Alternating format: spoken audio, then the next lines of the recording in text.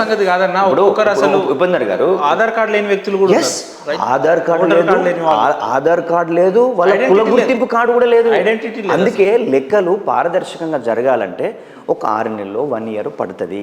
వాళ్ళు సమగ్రంగా వాళ్ళ లెక్కలు తీయాలి. అలా తీసి నిజంగా మేము అడుగుతున్నది 15% కాదండి, 25% రిజర్వేషన్ పెంచమని అడుగుతున్నా. 4% ఉన్నటువంటి ఓసీలకు 10% రిజర్వేషన్ ఇచ్చినప్పుడు మాకు 20% ఇవ్వండి. ఎస్టీలకు ఈ రోజు ఎంత ఉంది రిజర్వేషన్? 10% కాదు, వాళ్ళు ఈ రోజు 12-13% ఉన్నారు. వాళ్ళకి పెంచాలి. రిజర్వేషన్ అంటే ఏంటి? రిప్రజెంటేషన్. ఈ రిప్రజెంటేషన్, అందుకే బాబాసాహెబ్ అంబేద్కర్ రిజర్వేషన్లని రిప్రజెంటేషన్ అన్నాడు. ఇన్ని వేల సంవత్సరాలుగా మేము నష్టపోయింది ఈ యొక్క రిప్రజెంటేషన్ రూపంలో మేము అది తీసుకోవాలి. ఈరోజు ఉపేందర్ గారు, మీడియా అనేటువంటిది ఎవరి చేతిలో ఉంది? ఈ రాష్ట్రంలో వ్యాపారాలు ఎవరి చేతిలో ఉన్నాయి? ఈ రాష్ట్రంలో ఉన్నటువంటి ఆర్థిక వనరులు 90% 10 మంది చేతిలో ఉంది. 90% ఆర్థిక వనరులు, 90% వ్యవస్థ అంతా ఒక 10 మంది చేతిలో ఉన్నది అండి. ఎన్ని ఉందో, ఎకరం 2 ఎకరాలు ఉంది దళితుల్లో, మాలా మాదిగలకి. దీన్ని ఈ రిజర్వేషన్ల వర్గీకరణ వీళ్ళ మధ్యన గ్యాప్ 30 సంవత్సరాలు పట్టడం అనేది అవసరమా? అంత సమయం. అందుకే గాలి వినోద్ కుమార్ సార్ 3 గంటలలో తేల్చాలి అన్నాడు. అందుకే దీని వెనకాల రాజకీయ నాయకులు ఉన్నారు, రాజకీయ పార్టీలు ఉన్నాయి. కాబట్టి వీళ్ళ మధ్యన పచ్చగడ్డి వేస్తే బగ్గుమనేటట్టు ఉండాలి. వీళ్ళ మధ్యన రావణ కాష్టాన్ని రగిలించాలని పాలక వర్గాల చుట్టూ తిరుగుతున్నారు. మాదిగా మాలలో సోదర భావంతో మీరు మందకృష్ణ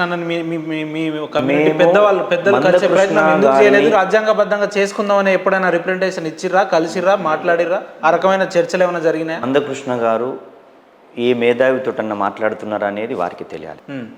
మేమైతే మా జనరేషన్లో వచ్చినటువంటి మాదిగలు, మాలలు, బీసీలు, ఓసీలు అందరం కూడా ఏ విషయంనైనా ఓపెన్గా డిస్కస్ చేసుకునేటువంటి డెమోక్రటిక్ స్పేస్ ఉన్నటువంటి వాళ్ళు. మాకు ఒక అవగాహన ఉంది.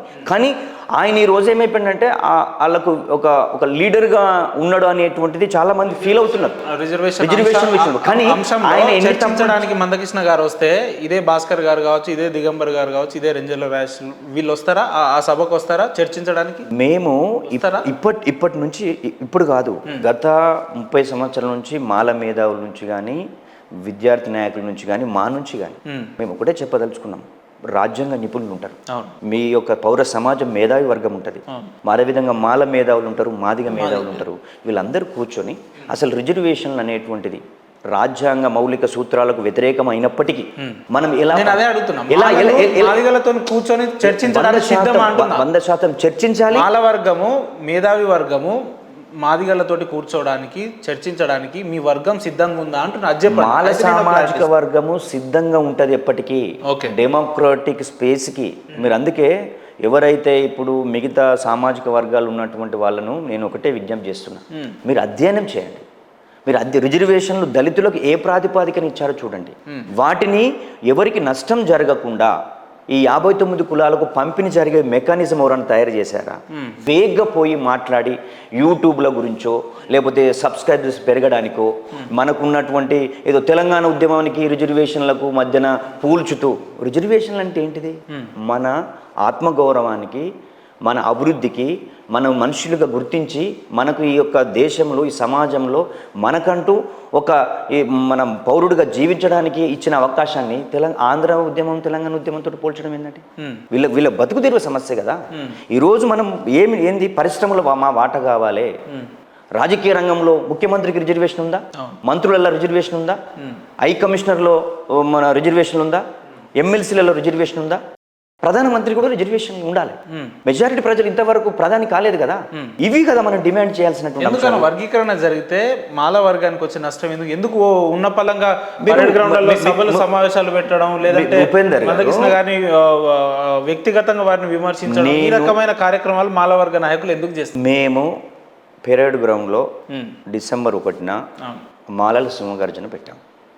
మాలలు కొంతమంది 3% ఉన్నారు, 2% ఉన్నారు, మనువాదులు, సైకోలు, ఇవన్నీ మాట్లాడితే మాలలు కూడా ఆత్మగౌరవం ఉంటుంది కదా. పిల్లిని రూమ్లో బంధిస్తే పులిగా కూడా మారుతుంది. అయినప్పటికీ మేము పెరేడ్ గ్రౌండ్లో మాల సామాజిక వర్గాన్ని అన్ని రాజకీయ పార్టీలకి మేమేం తక్కువ లేం. ఈ తెలంగాణలో 30 లక్షలు ఉన్నాం. మా విద్య, ఉద్యోగ, ఆర్థిక, రాజకీయ రంగంలో మా వాటా కావాలి. ఇన్ని రోజులు అందరితో ఉన్నాం. వాటా కావాలనేది ఏంటన్నా అసలు ఆ వాటా మొత్తం మీరే తీసుకుంటున్నారని వాళ్ళు వాదిస్తుండే మళ్ళీ వాటా కావాలి. అందుకే అంటే మీలాంటి వాళ్ళు కూడా ప్రశ్నించేటప్పుడు కానీ మీలాంటి వాళ్ళు కూడా అధ్యయనం చేయాలి. ఇప్పుడు తెలంగాణ రాష్ట్రం 10 సంవత్సరాలు పరిపాలించింది. ఈ తెలంగాణలో సోషల్ వెల్ఫేర్ హాస్టల్లో 5 లక్షల మంది పిల్లలు ఉంటే 4 లక్షల మంది మాదిగ పిల్లలు ఉన్నారు. మేము ఎక్కడ అడగలే. ఈ తెలంగాణ రాష్ట్రంలో ఎక్కువ ఎమ్మెల్యేలు మాదిగలకు ఇచ్చారు, డిప్యూటీ సీఎం ఇచ్చారు, మేము అడగలే. ఉమ్మడి రాష్ట్రంలో కూడా కోనేరు రంగారావు ఉన్నారు. ఆ తర్వాత దామోదర రాజనరసింహ గారు డిప్యూటీ సీఎం అయ్యారు. తెలంగాణ టీఆర్ఎస్ పార్టీ అధికారంలోకి వచ్చిన తర్వాత రాజయ్య గారు, కడియం శ్రీహరి గారు డిప్యూటీ సీఎంలుగా పనిచేశారు. మేము అడగలే. మాకు మంత్రి పదవి అయినప్పుడు కూడా ప్రభు ఎస్సీ కార్పొరేషన్ బెనిఫిట్ చూడండి, 90% మంది మాదిగలు, 10% మంది మాలలు తీసుకున్నారు. అయినా మేము అడగలే. దళిత బంధు మొన్న బీఆర్ఎస్ గవర్నమెంట్ తీసుకొచ్చిన దళిత బంధులో ఒక్కొక్క జిల్లాలో మా కమ్యూనిటీ కూడా ఇవ్వలే. వాళ్ళకు 90% ఇచ్చారు, మేము అడగలేదు. ఎవరైతే చైతన్యం అవుతారో, ఎవరైతే యాక్సెస్ ఉంటుందో వాళ్ళకి అవకాశాలు వస్తుంటాయి. అంతేగాని మమ్మల్ని రెచ్చగొట్టడానికి మాలలు మనువాదులు అడ్డుకున్నారు అని ఒకే కమ్యూనిటీ వివేక్ గారిని టార్గెట్ చేస్తూ అలా మాట్లాడడం అనేది దేనికి నిదర్శనము?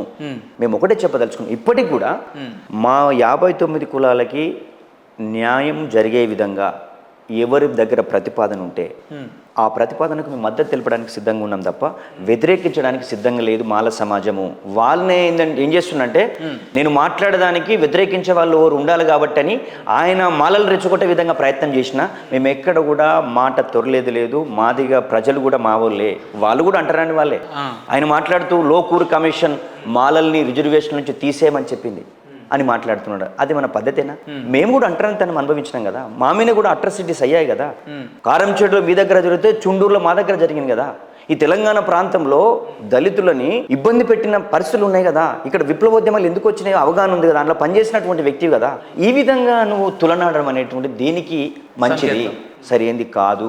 ప్రజాస్వామిక వాతావరణంలో మేధావులతో చర్చించాలి, నిపుణులతో చర్చించాలి. దీన్ని ఎట్లా సమస్యను పరిష్కరించుకోవడానికి ప్రయత్నం చేయలే తప్ప చావు దప్పు కొడతాం, రాజకీయ భవిష్యత్తు లేకుండా చేస్తాం, మీ తాత ముత్తాతలు తాతలు వచ్చిన ఆగది అని అంటే నువ్వు దేంటి అసలు ఏంటి?